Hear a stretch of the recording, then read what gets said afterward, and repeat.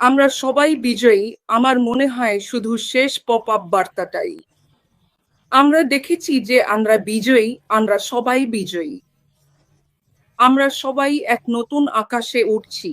আর জানেন তো, এই সঙ্গে আমরা এই নিখুঁত ব্যবস্থায় উড়ে চলেছি। আমরা শুধু প্রতিষ্ঠাতা নই, আমার তাই মনে হয় আমরা শুধু প্রতিষ্ঠাতা নই, আমরা বাইরের দিক থেকে এই ব্যবস্থার সমর্থকও। এবং অ্যাশ এবং তার দল, যারা সবাই এই ঘটনার সাক্ষী হচ্ছেন। বাস্তবিক অর্থে আমরা প্রতিষ্ঠাতা, আমরা বাস্তব প্রতিষ্ঠাতা।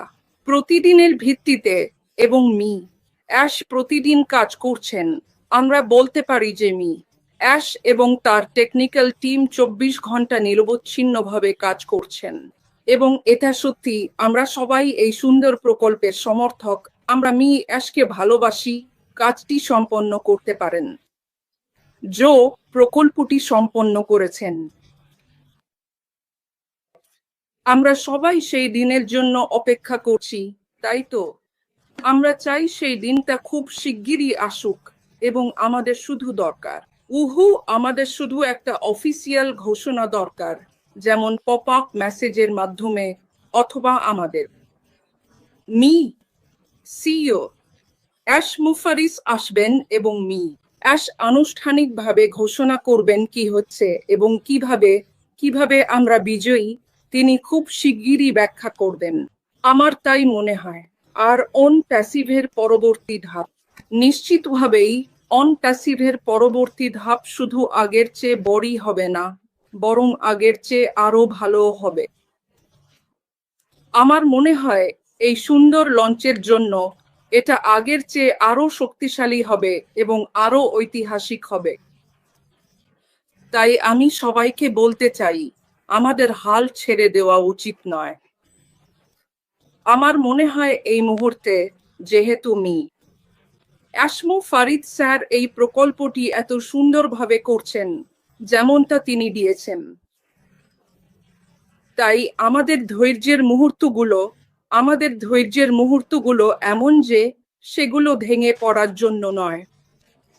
ধৈর্যের এই মুহূর্তগুলো শীঘ্রই বদলে যাবে। বিজয়ের দৃষ্টিকোণ থেকে আমার মনে হয় আমরা অবশ্যই বিজয়ী হব। আমরা শীঘ্রই বিজয়ী হব। আমরা শীঘ্রই জয়ী হব।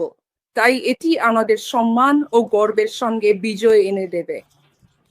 তাহলে আসুন আমরা অ্যাশ, মূলত এটাই সব। আমরা যখন শুরু করব, যখন আমরা এগিয়ে যাব এবং যাত্রা শুরু করব, তখন আপনি ভারতের জন্য কি কি জিনিসে সাহায্য করতে চান? আমি নিশ্চিত কিছু নির্দিষ্ট বিষয় আছে যেগুলোতে আপনি সাহায্য করতে বা কিছু করতে চান। কোনো নির্দিষ্ট কিছু আছে কি যেটা আপনি করতে চান? হ্যাঁ, ক্রিস, আসলে সিস্টেমটা কি? আমি ভাবছি এমন কি সিস্টেম আছে যেটা আমরা আমাদের সিইওর সঙ্গে মিলিয়ে নিতে পারি, আমাদের যে ভিশন, যেটা আমাদের অ্যাশ আমাদের এমন এক ভিশন দিয়েছেন যা ভাবনার বাইরে, একেবারে আলাদা, অনন্য।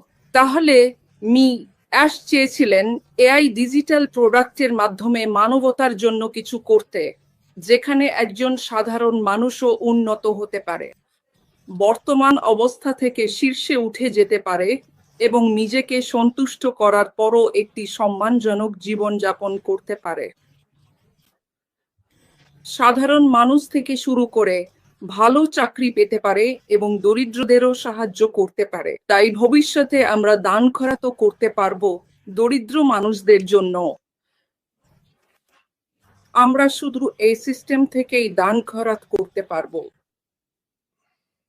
আমার তাই মনে হয়। তাই আমরা খুবই ভাগ্যবান, এতটাই আশীর্বাদ পুষ্ট যে আমরা এই প্ল্যাটফর্মে এসেছি, যেটা আমাদের দিয়েছেন আসমো ফরিদ স্যার। আর আমরা সবাই অপেক্ষা করছি এক বিশাল বিপ্লবের জন্য, যা এআই ডিজিটাল টুলস এর মাধ্যমে পুরো পৃথিবীতে পরিবর্তন আনবে। তাই এটা প্রত্যাশার সময় এবং এটা উদ্দীপনার সময়। এই সিস্টেমে থাকা সব অ্যাফিলিয়েট, পুরো বিশ্ব এবং সব দেশের মধ্যে প্রত্যাশা খুবই বেশি। আর আমরা সবাই অপেক্ষা করছি সেই সব ঘটনার জন্য যেগুলো আমাদের সিইও মুফারে সবসময় বলেন, বড় স্বপ্ন দেখো, সবসময় বড় স্বপ্ন দেখো। আর আমরা সবাই জানি বিষয়গুলো দেরি হচ্ছে। আমি জানি আমাদের প্রত্যাশার চেয়েও বেশি দেরি হচ্ছে, কিন্তু সময়টা লাগছে। কিন্তু যখন সিস্টেমটা চালু হবে তখনই সেটা সঠিক জায়গায় থাকবে। আর আমি নিশ্চিত আমরা বুঝতে পারবো কেন দেরি হয়েছে এবং এর পেছনের কারণগুলো কি। তাই এখনই সিস্টেমটাকে গ্রহণ করার সঠিক সময়। যেমন যেমন যাই হোক, দীর্ঘ বছর পর 2018 থেকে 2020 পর্যন্ত চলেছে। আমরা দেখিয়েছি আমরা যুদ্ধের মধ্য দিয়ে এসেছি, সংগ্রাম, চ্যালেঞ্জ আর সমস্যার মধ্য দিয়ে এগিয়ে এসেছি। তাই আমরা দেখতে পাচ্ছি এই সময়ে 2025 সালে আমরা এখন অনেকটাই নির্ভর। আমারও তাই মনে হয় পপ আপ জনতার দৃশ্য দেখার পর এই সময়ে আমরা অনেকটাই নির্ভর। জয় জয় জয়। হ্যাঁ, আমার মনে হয় আমাদের প্রস্তুত থাকা উচিত গ্রহণ করার জন্য, পরবর্তী ধাপে যাওয়ার জন্য, যেটা আমাদের সিইও মুফারে স্যার আগামী দিনগুলোতে তার সব অফিসিয়াল যোগাযোগের মাধ্যমে ঘোষণা করতে যাচ্ছেন, যেমন পপ আপ বা ওয়েবিনারের মাধ্যমে। তাই আমাদের বোঝা উচিত এখানে একটু ধৈর্য বাড়ানোরও প্রয়োজন হবে, এবং আমার মনে হয় এটাই হবে ধৈর্যের শেষ সময়। সব নতুন দারুণ দিনের অপেক্ষায় আছি। আমার মনে হয় 2025 সালে আমাদের সব স্বপ্নই সত্যি হবে। দেখুন, আমরা এখানে ভারতে আছি। ভারতের মানুষের পক্ষ থেকে, ভারতীয়দের পক্ষ থেকে আমি সবাইকে বলতে চাই যে উদ্দেশ্য নিয়ে আমরা এখানে ভারতে, এখানে অন প্যাসিভে আছি। 2020 সালে বা 2020 সালের আগেও 2018 সাল থেকে এখন পর্যন্ত যারা সবাই আমাদের সঙ্গে এখানে যুক্ত হয়েছেন, এবং এখন 2025 সাল মানে প্রায় 7 আগস্ট বছর, কেউ কেউ এখানে 8 বছর ধরে আছেন, কিন্তু আমরা এখনো 1 টাকাও পাইনি। ঠিক তো, আমরা শুধু ধৈর্য ধরে আছি, মানে আমরা অপেক্ষা করেছি, আর অপেক্ষা করতে করতে আমাদের ধৈর্যের মাত্রা সর্বোচ্চ শিখরে পৌঁছে গেছে। এর আগে আমরা অনেক কোম্পানিতে কাজ করেছি এবং অন প্যাসিভের সঙ্গে অনেক কোম্পানিতে যুক্ত হয়েছি, কিন্তু তখন আমাদের একটাই লক্ষ্য ছিল, আমরা শুধু উপার্জন করতাম আর দেখতাম কখন সেই কোম্পানির পে আউট আসবে। অথবা যদি আমরা সেই কোম্পানি থেকে পে আউট না পাই বা কম পাই বা 2 মাস পর পাই, তখন ভাবতাম ওই কোম্পানিতে আমাদের একটা প্ল্যান বি থাকা উচিত। তখন আমরা একই পরিকল্পনা নিয়ে অন্য প্রজেক্টে যোগ দিতাম, কিন্তু আমরা এই কাজটা ধারাবাহিকভাবে করে যাচ্ছিলাম, এমনকি অন প্যাসিভের পরেও। অনুপ্যাসিভে যোগ দেওয়ার পরেও তাই করেছি, কিন্তু পার্থক্যটা হলো আপনি অন প্যাসিভ আর অন্য প্রজেক্টগুলোর মধ্যে পার্থক্যটা দেখবেন এবং বুঝতে পারবেন। আমরা দ্বিতীয় প্রজেক্টটা শুধু টাকার জন্যই করেছিলাম। যদি কোম্পানি সেখান থেকে টাকা না দিত বা দেরি করত বা কোম্পানি প্ল্যান বদলাত বা লিডাররা প্ল্যান বদলাত, তখন আমরা ছেড়ে দিতাম। কিন্তু অন প্যাসিভের ব্যাপারটা হলো আমরা কখনোই, যদি 2018 সালে অন প্যাসিভে যুক্ত হয়ে থাকি, তাহলে 2025 সালেও আমরা অন প্যাসিভেই আছি। 1 টাকাও না উপার্জন করেও ধৈর্য নিয়ে আছি। তাই এটাই মূল পার্থক্য।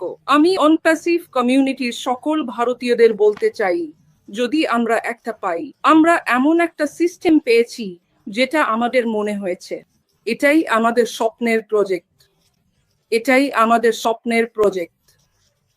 যদি আমরা চিন্তা ভাবনা করে এই স্বপ্নের প্রজেক্টটা বুঝে থাকি, তাহলে